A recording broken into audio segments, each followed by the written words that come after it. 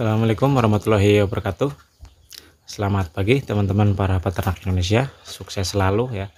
Dan kesempatan kali ini saya akan membahas tentang kawin sedarah teman-teman. Nah sebelumnya itu ada indukan yang sedang menyusui ya.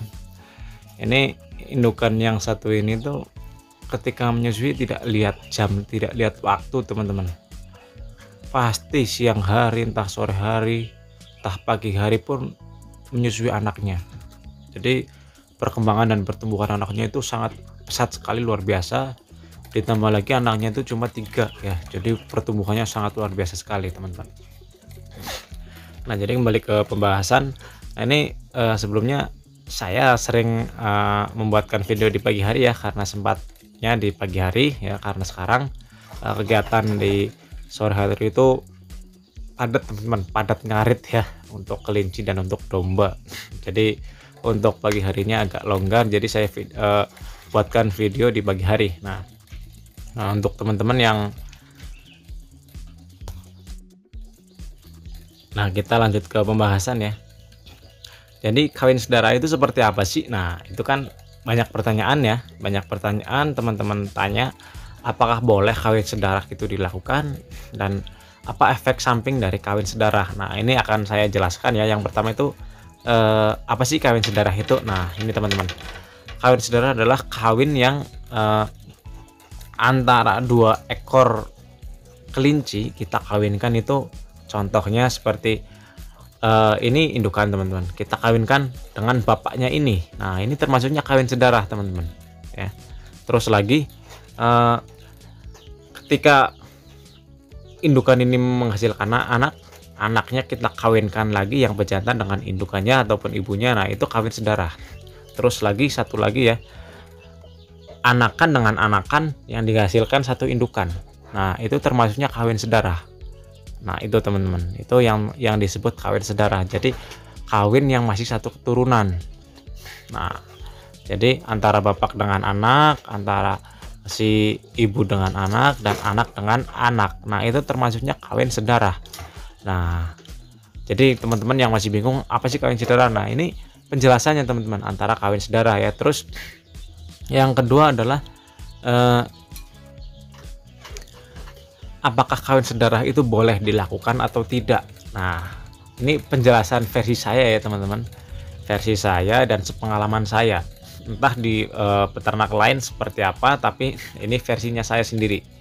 Nah jadi menurut saya sendiri kawin sedarah itu boleh dilakukan, tapi hanya sekali teman-teman. Nah sekali dalam arti ini seperti ini teman-teman. Contoh ini induk anakan ini sudah besar ya, sudah menjadi indukan. Terus kita kawinkan dengan pejantan ataupun bapaknya ini. Nah ini kan baru pertama kali kita kawinkan antara sedarah ya. Nah hasilnya anakan itu, nah itu anakannya itu boleh teman-teman ya, boleh sekali.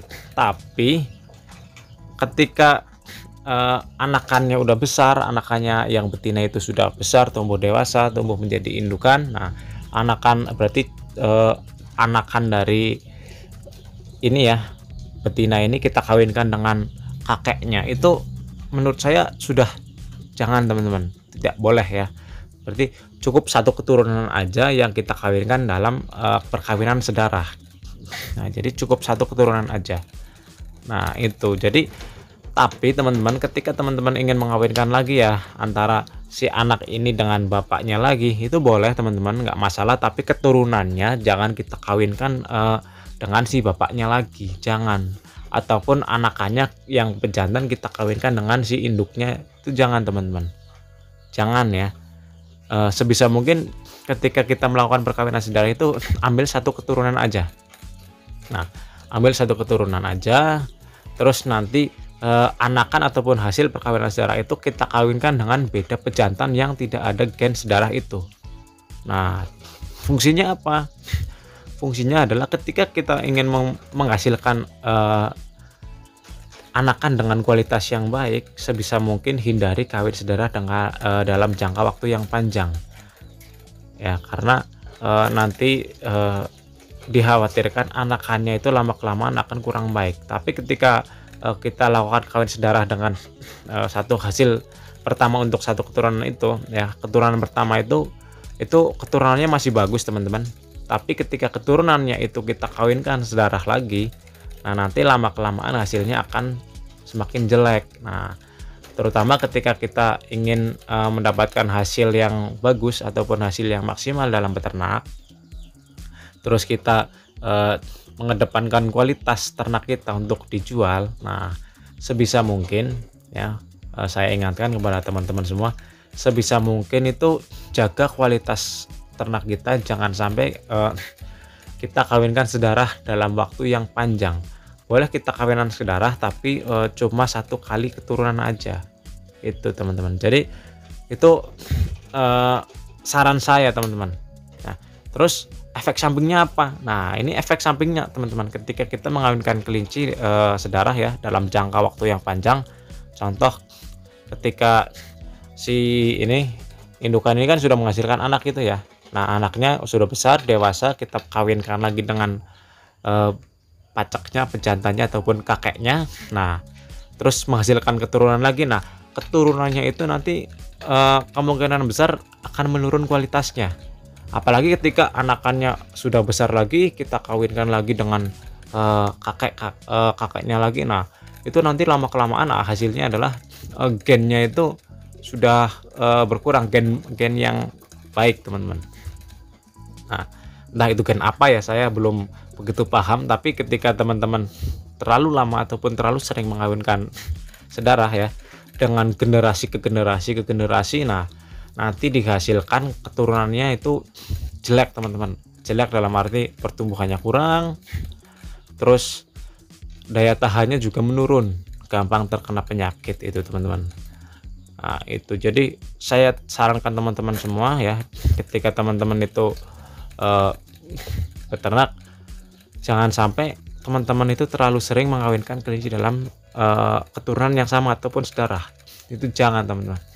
Nah makanya saya pernah bilang, sebisa mungkin sediakan 2 ekor kelinci pejantan ya. 2 ekor kelinci pejantan itu beda keturunan ya teman-teman, beda keturunan antara keturunan A dan keturunan B. Nah jangan keturunan A semua, jangan, tapi beda keturunan.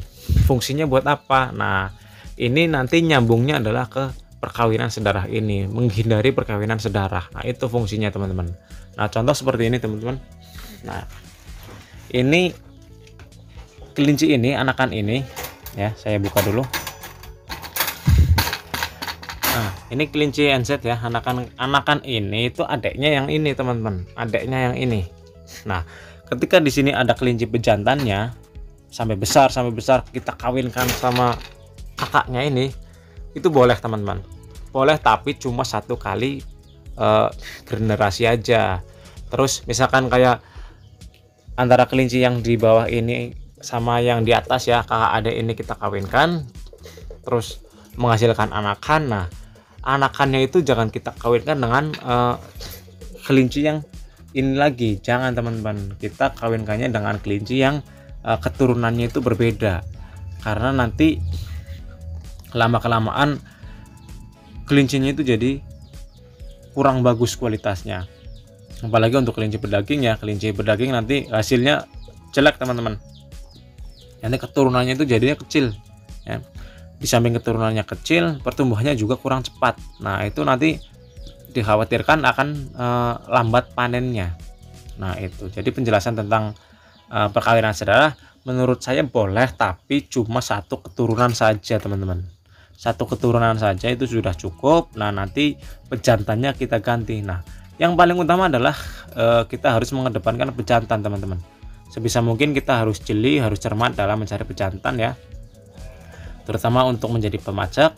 Nah sebisa mungkin ketika pejantan itu sudah mempunyai banyak keturunan di kandang, dan sebagian besar indukan yang kita hasilkan itu adalah hasil dari anakan si pejantan itu. Nah sebisa mungkin pejantannya kita ganti dengan yang baru ya, tapi digantinya itu jangan sampai ada darah dari si pejantan itu, karena nanti si betina kan banyakan darahnya itu dari si pejantan ya. Nah itu sebisa mungkin hindari perkawinan sedarah dalam jangka waktu yang panjang. Nah, itu saran saya teman-teman. Jadi untuk para peternak pemula yang kemarin nanya, yang sudah sempat nanya ke saya di kolom komentar, dan ini penjelasan dari antara kawin sedarah ya, apakah boleh atau tidak, yaitu boleh, tapi cuma satu generasi aja ataupun satu keturunan aja.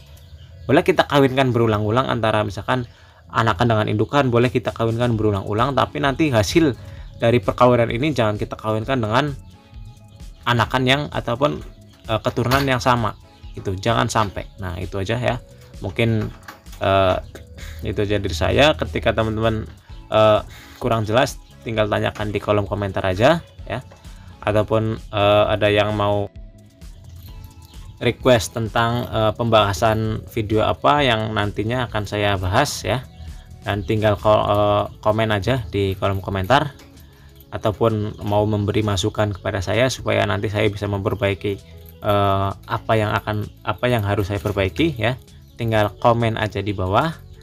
Dan mungkin cukup sekian, semoga bisa menjadi pengalaman tambahan bagi teman-teman semua, terutama para peternak pemula yang harus jeli dalam memilih ternaknya dan harus jeli dalam pola perawatan. Dan sekian, wassalamualaikum warahmatullahi wabarakatuh.